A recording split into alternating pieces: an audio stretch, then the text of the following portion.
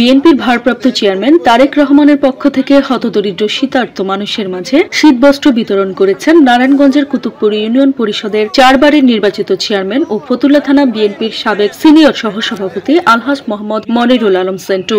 বৃহস্পতিবার 9 জানুয়ারি সকালে মুন্সিবাগ সমাজ উন্নয়ন কমিটি আয়োজিত কম্বল বিতরণ অনুষ্ঠানে প্রধান অতিথি হিসেবে উপস্থিত থেকে শতাধিক হতদরিদ্র শীতার্ত মানুষের মাঝে শীতবস্ত্র হিসেবে কম্বল ও বিভিন্ন প্রয়োজনীয় সামগ্রী বিতরণ করেন তিনি। যারা আছে মুন্সিবাগে তাদের কাছে আমার অনুরোধ থাকবে যে এখন কিন্তু এই অঞ্চলের মানুষকে নিরাপত্তার দেওয়ার দায়িত্ব কার?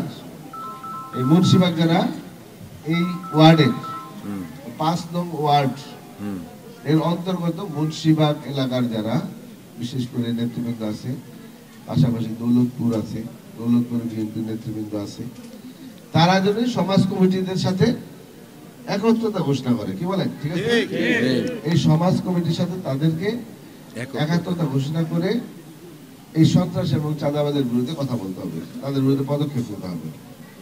এগুলি কিন্তু আসলে একটা চলমান প্রক্রিয়া। সন্ত্রাস এবং চাঁদাবাজি কখনো থেমে যায় না, যদি কোনো কারণে একটু কি পায়, সুযোগ পায়, আবারও কিন্তু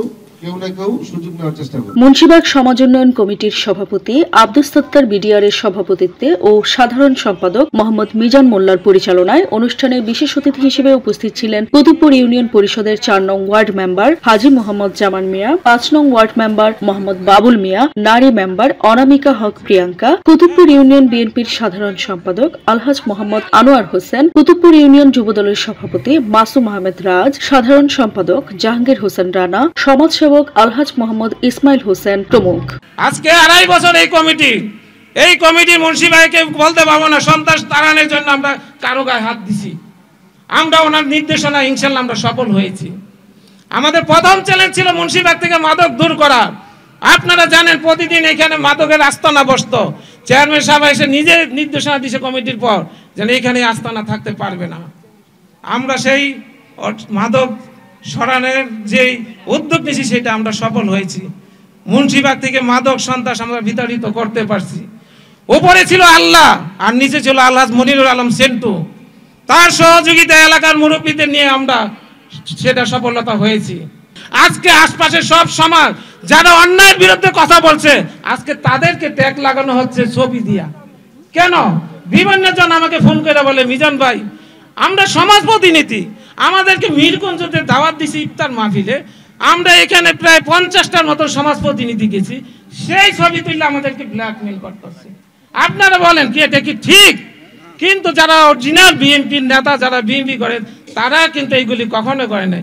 নতুন কিছু লোক গজাইছে, এইটা করতেছে আওয়ামী লীগের যারা দূষণ ছিল তাদের ইন্ধনে তারা এইগুলি করতেছে। যে রক্তের বিনিময়ে এই দেশ পুনরায় স্বাধীন হয়েছে, সেই অর্জনকে আমাদের ধরে রাখতে হবে।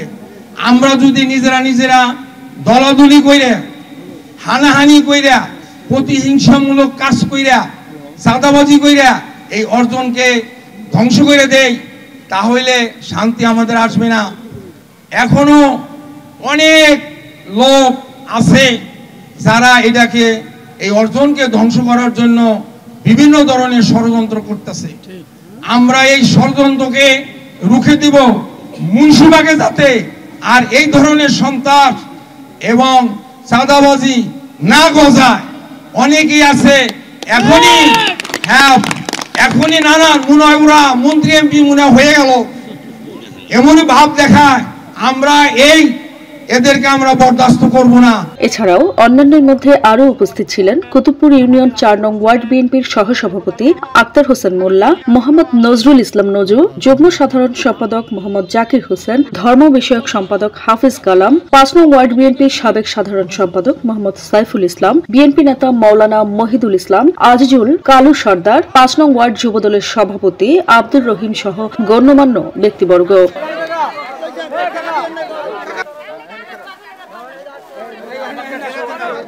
ফতুল্লার পাগলা মুন্সিবাগ থেকে সোনিয়া দেওয়ান প্রীতি, ঢাকা নিউজ।